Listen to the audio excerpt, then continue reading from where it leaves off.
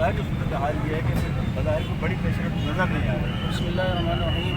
یہ تو پہلے دن سے ہی بات ثابت ہو رہی ہے کہ حکومت مولانا عادل خان شہید رحمۃ اللہ علیہ کے قاتلوں کو گرفتار کرنے کے اندر سنجیدہ نہیں ہے، اس لیے کہ صحابہ کرام رضوان اللہ علیہم اجمعین کی جو گستاخیاں ہوئی ہیں وہ تو مجرم معلوم ہیں.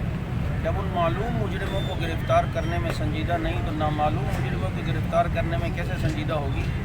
آج ہم نے پرامن ہڑتال کی کال دی ہے اور آپ نے دیکھا ہے کہ کراچی میں یہ ہڑتال الحمدللہ کامیاب ہوئی ہے.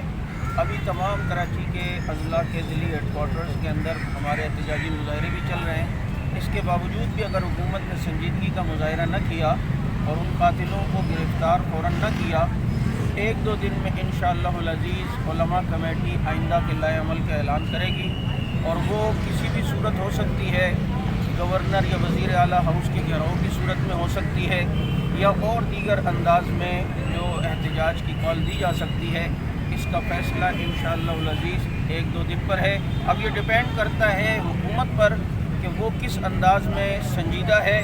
اگر وہ چاہتی ہے یہ احتجاج کا سلسلہ جاری نہ رہے اور احتجاج کا سلسلہ رک جائے تو پھر قاتلوں کو فوراً گرفتار کیا جائے.